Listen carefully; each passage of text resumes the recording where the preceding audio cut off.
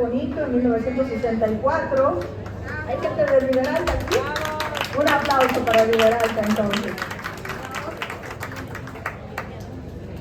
Es comunicadora, activista, poeta y ensayista boliviana. Su obra poética aborda temas como el erotismo, estamos entrando a esa parte, ¿no? Bueno, como el erotismo, la sensualidad y la subjetividad, y su pensamiento feminista ha sido referente en debates sobre diversidad, derechos y descolonización. Es licenciada en Ciencias de la Comunicación de la Universidad Católica Boliviana, posee estudios de posgrado en Filosofía, Ciencias Políticas y Desarrollo Rural.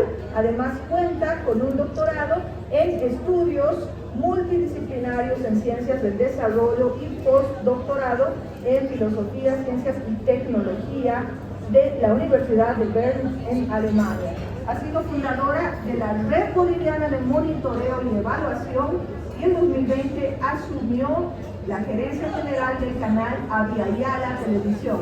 Fue amiga cercana de la filósofa María Lugones, sobre quien escribió una obra en 2024. Su pensamiento y poesía encaran una mirada lúcida y comprometida con la emancipación de las mujeres y las diversidades.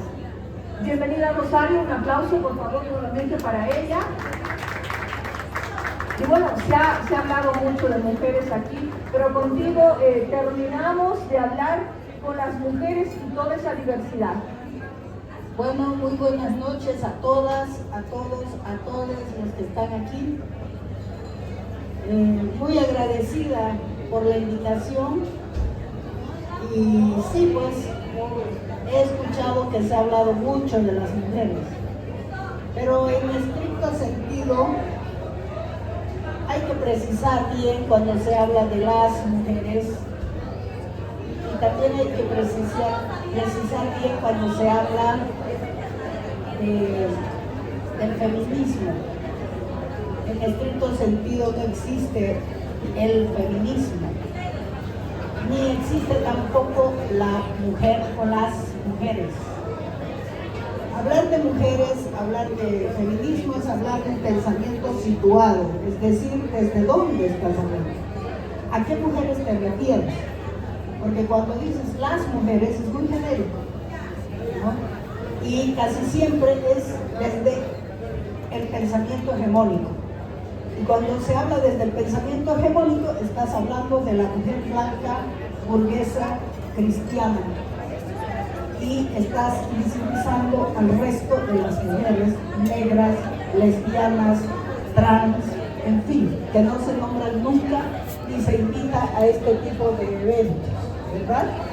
Y se supone que estamos conmemorando a ellas.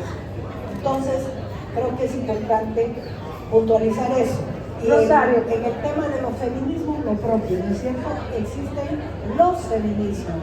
Feminismos de derecha, nazifascistas, de centro, amarillistas, izquierdistas, entre comillas, y radicales. Rosario, gracias por venir. Y qué importante es lo que dices. En este punto yo quisiera pedir al auditorio que justamente tal vez ampliemos la mente, porque un pilar fundamental de la democracia, decíamos, es la libertad de expresión, ¿verdad? Y a veces tenemos que conocer muchos nuevos conceptos, romper mitos, para decir, estoy de acuerdo, no estoy de acuerdo, ¿no es cierto? Y qué importante que personas como Rosario pues nos vengan, en este caso, a ilustrar sobre conceptos que tal vez no conocíamos. Y en ese sentido yo quisiera preguntarte, Rosario, porque vamos a ser honestos, o sea, hace unos 40 años hablar como tú hablas no era posible. Hace 20 años no lo sé, hace 10 años, ¿cuándo es que se empieza a abrir el lenguaje y estos nuevos conceptos? A ver, tenemos que pensar que quien abre todos estos conceptos es el feminismo. Y cuando decimos el feminismo, nos estamos refiriendo al feminismo moderno. ¿Qué quiere decir eso? Al feminismo que aparece con la Revolución Francesa. 1789. ¿Por qué aparece el feminismo en la modernidad por la Revolución Francesa? Porque los hombres de la revolución las dejan fuera a sus mujeres y por lo tanto ahí aparece. Sin embargo, ese feminismo hasta la tercera ola no incorporó más que a la mujer blanca, porque ella era la que estaba luchando por sus derechos respecto a su hombre blanco, lo cual es legítimo que lo haga de esa forma, porque la dejó fuera de la historia. Entonces, cuando las demás mujeres que no eran blancas, ni eran burguesas, ni eran europeas, se dieron cuenta de que no eran parte, empezaron a surgir los nuevos términos, las nuevas reivindicaciones, los nuevos movimientos y los nuevos sujetos históricos femeninos. Ahora, hay que ser claras en eso también, Rosario, porque esas mujeres blancas de las que tú hablas estaban subyugadas y empiezan a salir, a agruparse, ¿no? A alcanzar, pero de pronto una mujer, vamos a decir de color, una mujer indígena, si la blanca estaba subyugada, la otra estaba doble, triplemente subyugada, ¿verdad? Exacto. A eso se llama interseccionalidad de dominaciones múltiples. Es decir, el cuerpo de la mujer negra está sometido a dominación por ser negra, por ser mujer, por ser pobre, por ser iletrada, por ser esclava en definitiva, ¿no? Y lo propio ocurre con la India. Sin embargo, las formas de dominación son distintas, porque en el caso de la mujer negra, la única subjetividad que fue reducida a cosa fue la negritud. El indio no fue reducido a cosa, el indio fue reducido a animalidad. Entonces, un poquito más arribita, ¿no? De todas maneras, son formas de dominación y estos grupos que están en condición de dominación, pues buscan su emancipación. Y por eso es que aparece el feminismo de color con las centroamericanas, el feminismo indígena desde México, el feminismo lésbico, que es el más vapuleado. ¿Por qué? Porque la lesbiana es blanca, es negra, es india y nadie la ve. Y por lo tanto es un cuerpo totalmente invisibilizado, ¿no? Y después de la lesbiana viene la mujer trans, que es la despreciada de todo el mundo, ¿no es cierto? Y más abajo de la trans está la intersexual. Entonces, como podemos ver, cuando hablamos de todos estos términos, estamos hablando de luchas muy profundas, muy fuertes y de larga data a lo largo de la historia. Rosario, qué importante es la palabra identidad. Hace poco salieron los últimos resultados del censo, ¿verdad? Cuando decía, bueno, ¿dónde hay más hombres, dónde hay más mujeres? ¿Quiénes se definen con estas diversidades? ¿No es cierto? Y hace poco también me hicieron llegar un documento de 1930, imagínense, donde se categorizaba al blanco, ¿no? En más blanco, menos blanco, medio moreno, cobrizo, ¿no? Y uno en este tiempo dice, wow, habían 20 categorías de boliviano, ¿no? Entonces, bueno, han cambiado los tiempos, han cambiado los conceptos, se están abriendo, pero todavía seguimos hablando de ello, Rosario. ¿A qué crees que se debe que todavía hay un conservadurismo o que existe el miedo a hablar de estas identidades? A ver, hay dos cosas que son distintas. Por un lado está la clasificación racial, que es colonial, y por otro lado está el tema de la identidad. La clasificación racial es colonial, ¿por qué? Porque viene desde la época de la colonia. Es una clasificación racial en la medida en que la blanquitud nunca ha existido en realidad, porque nadie que viene de la genealogía humana, del arco de Taurus Agro, del neolítico y atrás el paleolítico, puede decir que es puridad. Todos somos una humanidad que viene del mismo tronco. ¿Te das cuenta? Entonces, desde ese punto de vista no existe salvo en el imaginario simbólico, en tu cabeza. Ya. y obedece a proyectos hegemónicos ideológicos. Como el concepto de belleza, por ejemplo. Como el concepto de belleza. ¿Qué es una mujer bella? Depende, si estás en la cultura negra, una mujer negra es bella para los caderas amplias. Claro, exactamente, como lo eran antes las Madonas italianas, ¿no es cierto? Ese modelo de belleza exuberante era el canon de belleza de Europa en una época que era la época del Renacimiento. Entonces, la estratificación colonial es parte de nuestra subjetividad colonial. Nosotros todos somos sujetos coloniales. ¿Por qué somos sujetos coloniales? Porque reproducimos la guerra colonial en nuestra cabeza. Ya no hay la colonia, pero está aquí. Entonces la reproducimos cuando subimos a un micro y decimos qué hediondo este micro. Cuando miramos la raza del individuo y no el ser humano hermoso que está delante nuestro. Ahora, y así sucesivamente. Ahora, Rosario, digamos que antes, y sí, ¿no? El abuelo enseña al padre, el padre al hijo, y a veces se hereda hasta la marca de aceite, ¿no? El periódico que se lee, los programas que se ven, ¿no? Y se va reproduciendo, pero en este mundo digital, Rosario, donde los chicos, todos tenemos acceso ya, no solo a lo que me dice mi papá, no solo a lo que me dice mi profesor, ahí está el mundo en el internet, no solo en Bolivia con todas sus diversidades, colores, sino el mundo en general. ¿Por qué seguiría habiendo esto? Porque el mundo de internet es el mundo de cada humano. Lo que tú tienes en internet es la cabeza de todos juntos en una base de datos.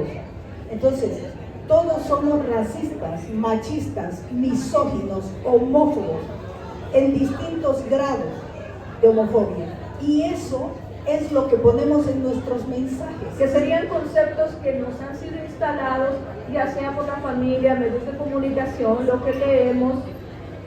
Y eso está en las redes, porque las redes, la inteligencia artificial lo único que hace es sistematizar lo que pones en las redes. Entonces nada nuevo bajo el sol, lo estás reproduciendo por otro lado. Tú hablaste de identidad. El término identidad es un término perverso, porque solo existe identidad en la medida en que tú excluyes a alguien. La identidad es inclusión por exclusión. Claro. Es lo que se hace con los negros, con los indios, con los LGBT, en fin. En definitiva, la identidad es una marca colonial, al igual que lo es la marca racial, la marca sexo-género sexual y la marca de género.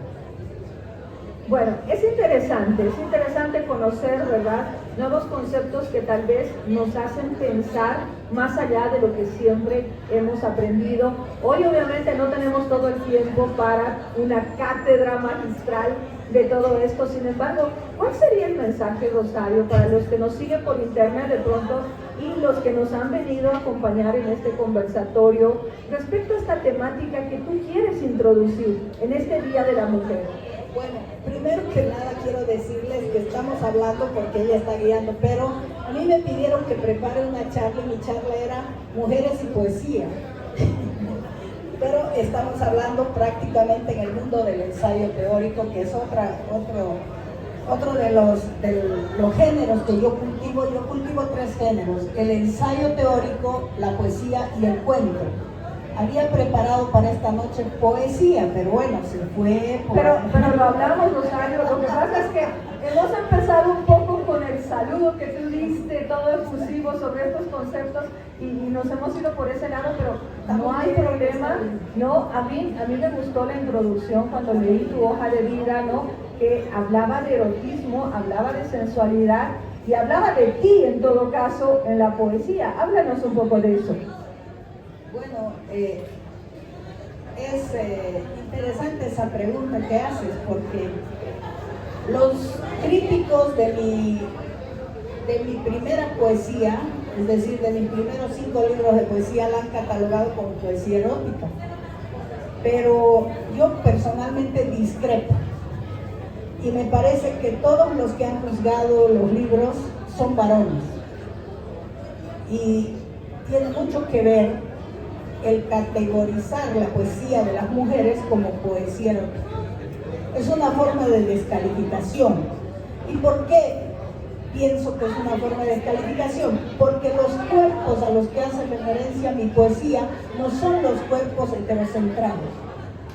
Entonces, tú puedes fácilmente encontrar ahí el leitmotiv de por qué se descalifica un tipo de escritura. Pero lo que pienso yo es que para nosotras las mujeres, como dijo la escritora negra lesbiana Audre Lorde, la poesía no es un lujo. Y en mi caso particular no es un lujo. Yo escribo porque estoy convencida de que es necesario ponerse en el lugar de los grupos que son más débiles. Y por eso abandero en mi activismo a las mujeres, a los grupos LGBTIQ y a los pueblos indígenas amazónicos. Porque creo que el andinocentrismo, la misoginia y la homofobia son todavía muy fuertes en Bolivia. No permitimos que esos cuerpos se expresen, no tienen voz, son cuerpos mudos y por lo tanto hay escritoras, como es mi caso, que ponemos voz a esas luchas. Entonces yo escribo desde ahí. Y la descalificación y ¿qué se llama? La invisibilización de mi obra en un país andinocéntrico y profundamente aymarocéntrico es parte de esa invisibilización en general a los grupos por los cuales yo peleo. Perfecto.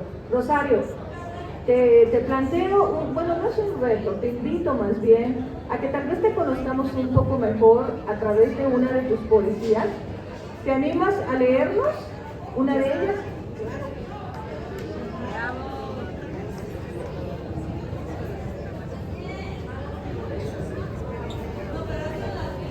Como estamos en una crisis galopante, en una crisis múltiple,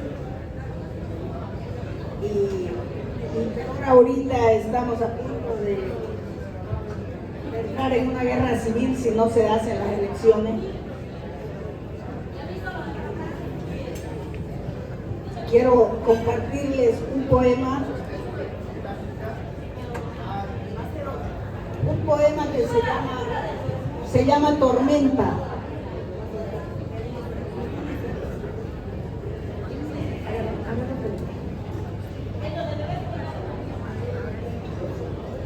Tormenta. ¿Para qué más tormenta?